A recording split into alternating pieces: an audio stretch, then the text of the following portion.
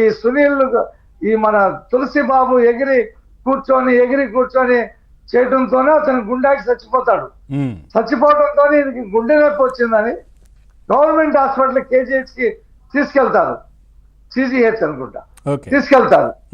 తీసుకెళ్తే అక్కడ డాక్టర్లు చూసి మేము ట్రీట్మెంట్ ఇస్తున్నాము, ఈయనకి కార్డియాక్ అరెస్ట్ అయ్యే పరిస్థితి ఉంది అని చెప్పి పొద్దునకెల్లా చనిపోయాడు, న్యాచురల్ డెత్ అయింది అని చూపించాలనేటువంటి ఒక స్కెచ్ వేశారు. ఆ స్కెచ్ లో మరి ఏంటి చాలా అది కూడా ఆయన పుట్టినరోజు నాడు సార్, అది ఆయన పుట్టినరోజు చెప్పాను దాకా ఇదే బర్త్డే రోజు అని చెప్పా. అదే అవును. పొద్దున ఆయన బతికున్నాడు, బతికుండి నడవలేని పరిస్థితుల్లో అప్పుడు జడ్జి గారు కూడా లేడీయే, ఆమె దగ్గరికి వెళ్ళి ఆయన దండం పెట్టి నేను నడవలేనండి, రాత్రంతా నన్ను కొట్టారు అదే అంటే ఆమె అప్పుడు హాస్పిటల్కి పంపించింది, గవర్నమెంట్ హాస్పిటల్కి పంపిస్తే ఆ రిపోర్ట్ ఇవ్వటంలో అసలు ఎంత చేశారంటే చేశారు. ప్రైవేట్ హాస్పిటల్కి పంపించమని ఈయన అడిగాడు, పంపించలేదు.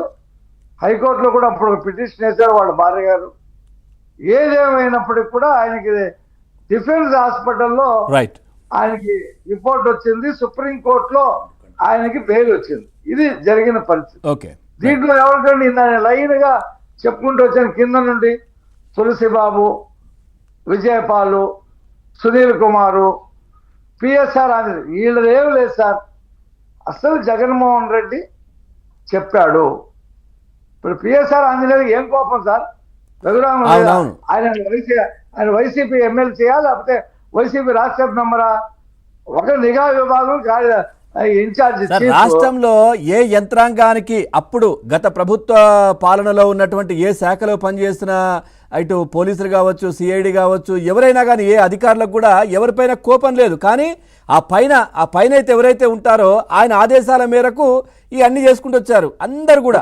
ఇప్పుడు ఆయన ఆదేశాలు ఇచ్చాడు, ఆయన ఆదేశాలు చేయకపోతే వాళ్ళ ఉద్యోగం తీసేస్తాడు అంతే. మనం చూసాం కదా, మన చీఫ్ సెక్రటరీ ఆయన ఏం చేశాడు, చీఫ్ సెక్రటరీని, ఆయన పేరేంటి సార్ గుర్తురావట్లేదు, సుబ్రహ్మణ్యం గారు, ఎల్బి సుబ్రహ్మణ్యం గారిని, రైట్, ఎల్బి సుబ్రహ్మణ్యం గారిని ఏం చేశాడు, రివర్స్ చేసి బాపట్ల పంపించాడు.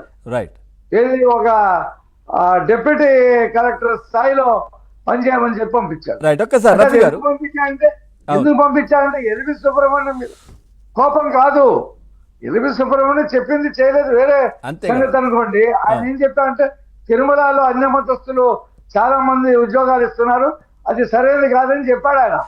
ఆయన కోపం వచ్చింది. ఒక్క మాట సార్, ఎల్బి సుబ్రహ్మణ్యాన్ని రివర్స్ చేసి పంపించడం ద్వారా ఈ పిఎస్ఆర్ ఆంజనేయులు, సునీల్ కుమార్ లాంటి వాళ్ళకి భయం కలిగించాడు. మీ పరిస్థితి కూడా అంతే. అవును, ఒక్కసారి మళ్ళీ వస్తాను సార్ అని చెప్పి దాన్ని వాడుకున్నాడు. ఒక్కసారి అసలు సూత్రధారి జగన్మోహన్ రెడ్డి, అతను విచారించాలా?